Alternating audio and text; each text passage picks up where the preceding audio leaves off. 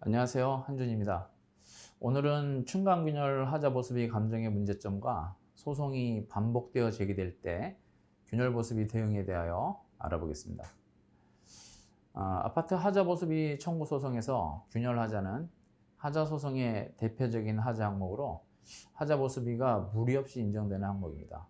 특히 외벽 층간 이음부에 발생하는 미세 균열의 경우 서울중앙지방법원 건설소송실무연구회가 발간한 건설감정실무에서는 과거와 다르게 발코니 확장 공사가 확법화되어 기존 발코니 공간의 대부분이 거실 공간으로 편입되었다는 판단하에 하자 예방 및 구조적 안정성 보완을 사유로 층간 균열에 대하여 일률적으로 충전식 보수공법을 적용하도록 정하였습니다.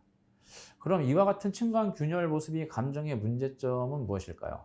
많은 하자 소송 사건을 살펴보면 감정인들은 균열 폭이나 결함 상태를 고려하지 않은 채 고가의 충전식 보수 공법으로 보수비를 산정하고 있으며 법원도 감정 결과에 대해서 별다른 문제의식 없이 감정 결과를 그대로 인정하다 보니 판결 금액 중 층간 균열 보수비가 많은 비중을 차지하는 실정입니다.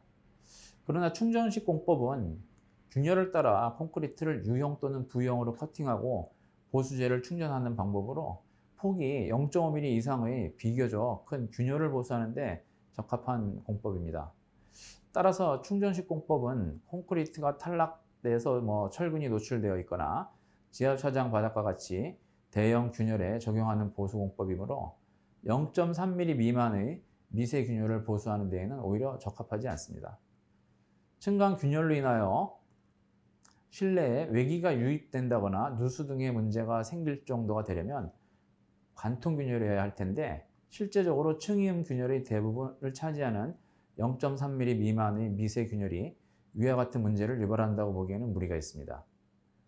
하자에 대한 법원 감정은 결국 하자를 보수하는 데 적합한 비용을 산정하는 것이므로 균열 부위로 빗물 등이 침투되어 누수된 부위나 균열의 폭이 큰 부위에만 충전식 공법을 적용하고 나머지 미세균열에 대하여는 표면 처리 공법 등을 적용하는 등 균열 폭과 결함 상태를 감안하여 탄력적으로 보수 방법과 보수 비용을 산정하는 것이 합리적이고 공평의 원칙에도 부합한다 할 것입니다. 두 번째로 소송이 반복되어 제기될 때 균열 보수비의 이중 지급을 방지하기 위해서 건설사가 대비해야 될 부분은 무엇일까요? 균열하자의 담보 책임 기간은 짧게는 2년이지만 대개는 5에서 10년의 담보 책임 기간이 적용됩니다.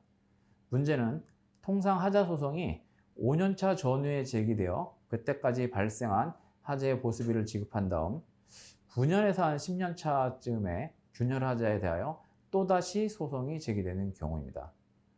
이 경우 문제점은 선행 소송의 감정에서 이미 산정된 균열에 대해서는 시공사가 더 이상 책임을 지지 않음에도 후행 소송에서 감정인이 이를 구분하는 것이 쉽지 않으므로 후속 감정 시 존재하는 모든 균열의 보수비를 산정할 여지가 크기 때문입니다. 특히 외벽 층간 균열의 경우 선행 소송으로 보수비를 받고 입대회가 표면 처리나 단순 외벽 도장을 하는 정도로 보수를 마무리하는 경우가 많아 후행 소송에서 또다시 충정식 공법을 적용한 보수비가 산정될 가능성을 배제하기 어렵기 때문입니다. 따라서 보수비의 이중지급을 방지하기 위해서 시공사는 선행소송에서 감정인에게 균열 하자의 결함 현황도를 작성할 때 균열의 길이, 위치, 폭, 형상 등을 명확히 표기해 줄 것을 요구해야 하고 감정서가 나오면 결함 현황도의 현장 상태가 맞는지 확인하는 절차를 생략하지 않아야 합니다. 또한 선행소송이 종결되더라도 10년의 담보책임기간이 도과할 때까지 감정서와 결함 현황도를 보관해 두어야 할 것입니다. 일부 사건에서는 선행소송 시 발생한 균열과 신규로 발생한 균열의 구분이 어렵다는 점, 선행소송 시 지급받은 보수비로 적절한 보수공사를 안 해서 발생되었다는 등의 사유로 원고의 청구를 기각한 사례도 있으나 시공사 입장에서는 선행소송에 대한 기록을 잘 보관해 두어 혹시 모를 후행소송에 대비하는 것이 현명하다 할 것입니다.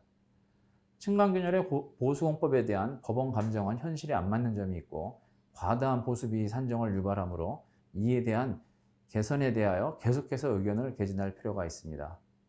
또한 시공사로서는 많은 금액을 차지하는 균열 보수비를 추후 이중배상할 위험을 방지하기 위하여 감정 단계에서 결함 현황도와 수량 산출서가 하자 실태를 정확히 반영하였는지 확인하고 기록 보존 등 사후 관리도 게을리하지 않도록 주의를 기울여야 할 것입니다. 감사합니다.